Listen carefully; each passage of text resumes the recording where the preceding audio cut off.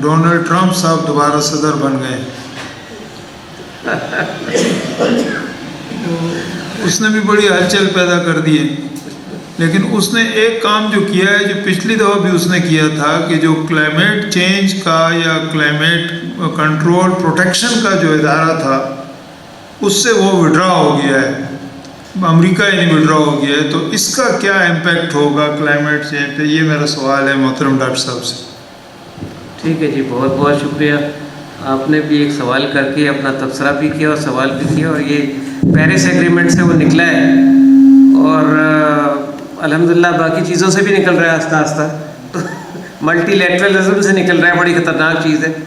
چلیں جناب ڈاکٹر صاحب، ڈاکٹر سعید صاحب، سعید انور صاحب. بسم اللہ الرحمن الرحیم. تو آج آپ لوگوں نے جو حکم دیا تھا اس کی تعمیل میں شاید ہو سکے گا. تھوڑا سا آگے ہو جائے گی جی. تو مہمان مقرر نے تو ماشاءاللہ بہت ہی مختصر اور جامع اور بہت ہی میرے خیال میں ایک مشکل موضوع کو بہت ہی آسانی کے ساتھ ہمیں سمجھا دیا ہے. اس کے لیے اللہ ان کو اجر دے. تو پہلے میں یہ کہوں گا کہ پاکستان وہ ہوا کی تبدیلی کے شدید اثرات کی زد میں ہے. پہلے میں نے موسمیاتی تبدیلی لکھا تھا. گلیشیئرس کے تیزی سے پگھلنے، بے ترتیب مونسون بارشوں اور شدید موسمی حالات نے ملک کو ماحولیاتی بحران کی دہلیز پر لا کھڑا کیا ہے.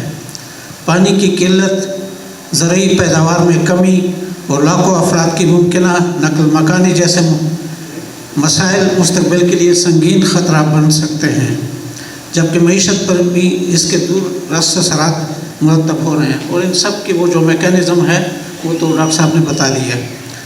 تو ان حالات میں پاکستان کے لیے ضروری ہے کہ وہ ماحولیاتی استحکام کی طرف عملی اقدامات کرے، قدرتی آفات سے نمٹنے کی صلاحیت میں اضافہ کرے، قابل تجدید توانائی کے منصوبوں کو فروغ دے، یہ رینیویبل انرجی اور سولر سسٹم جس کی انہوں نے بات کی، اور ماحولیاتی تحفظ کے قوانین پر سختی سے عمل درآمد کرے. کیونکہ ہمارے ہاں EPA اور دوسرے قوانین موجود ہیں، لیکن وہ اس کے حوالے سے عمل درآمد کی کمی کا مسئلہ تو ہے.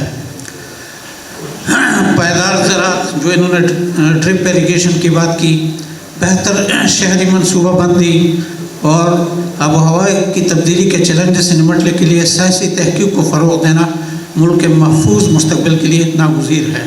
اور آخری بات جو بہت اہم ہے اور جس کے اوپر گلوبلی بہت کام ہو رہا ہے، اور ہمارے ہاں بھی میں سمجھتا ہوں کہ پروفیسر صاحبان بیٹھے ہوئے ہیں، ان کے زیادہ علم میں ہوگا کہ آج کل گرین کریکولم کی بات ہو رہی ہے، اور جو انوائرمنٹل سائنسز ہیں ان کو مطلب ہر لیول پہ ابتدائی سطح سے لے کر اعلیٰ یعنی ہائر ایجوکیشن تک اس کو انٹیگریٹ کر رہے ہیں. اور میرے خیال میں یہ چیز اگر ہوگی تو شاید اس کا بھی اچھا خاصا اثر پڑے گا.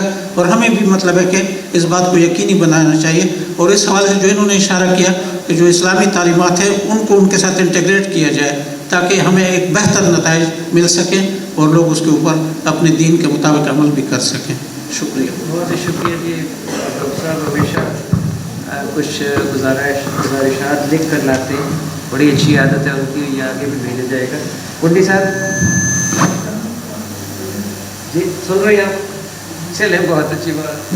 یہ بنا بسم اللہ الرحمن الرحیم.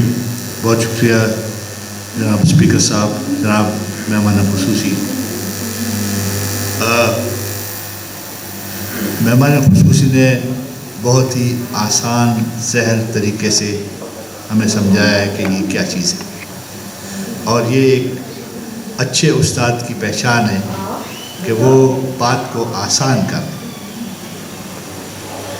میں سمجھتا ہوں کہ انہوں نے صرف ایک شعبہ چھوڑا ہے، اس کو ٹچ نہیں کیا، اور وہ یہ ہے کہ ہم عوام کیا کر سکتے ہیں.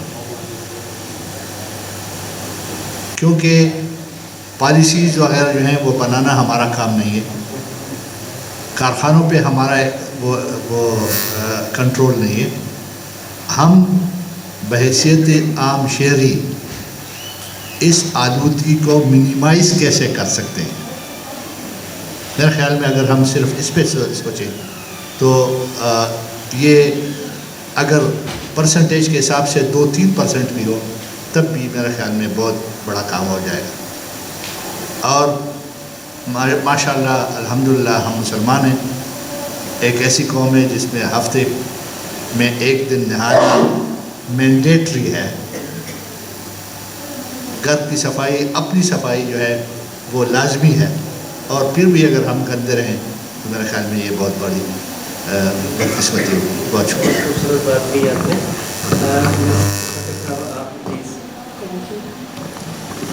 سر آج کا موضوع تو بہت ہی پیارا ہے. سر جدید دور سائنسی ایجادات کا دور ہے. سائنس نے جہاں ہمیں بہت نعمتوں سے نوازا ہے، وہ انسانی زندگی کے لیے پیش آنے والے خطرات اور اس سے بچنے کے لیے تراکیب بھی بتا دی ہیں. سر ان میں سے ایک ماحولیاتی آلودگی ہے جو کہ زبردست خطرہ ہے. آلودگی ہمارے ماحول کو دیمک کی طرح سے چاٹتی ہے. یہ ہوا، پانی اور خوراک میں جو ہے مکس ہو جاتی ہے. سر یہ نمبر 1 ماحولیاتی آلودگی پیدا کرنے میں ہمارا جو ہے سب سے بڑا ہاتھ ہے. سر کارخانوں سے جو ویسٹ مٹیریل آتا ہے وہ چھوٹے یہ ندی نالوں کے ذریعے دریاؤں میں چلا جاتا ہے، جو کہ ان سے جو فصلیں سیراب ہوتی ہیں سر وہ زہریلی ہو جاتی ہیں، اس لیے کہ اوپر سے یہ لوگ جو اسپرے وغیرہ بھی کرتے ہیں اس سے بھی ماحول جو ہوتا ہے وہ آلودہ ہو جاتا ہے، اور جو خوراک ہوتی ہے اس میں بھی وہ بھی مضر صحت ہو جاتی ہے. سر ہماری سونا اگلنے والی زمینیں سیم و تھور اور کا شکار ہو گئی ہیں اور بنجر ہو گئی ہیں. اس کی سب سے بڑی وجہ یہی ہے کہ ہمارے ہاں بہت ماحولیاتی آلودگی ہے. سر یہ پہلے ترقی یافتہ ممالک میں زیادہ ہوتی تھی، لیکن آج کل ہمارے ترقی پذیر ممالک میں بھی بہت زیادہ اہم مسئلہ بن چکی ہے. سر یہ اس کے علاوہ مختلف کساوتوں کے آمیزش سے جو ہیں ہماری زمینیں جو ہیں وہ بنجر ہوتی جا رہی ہیں.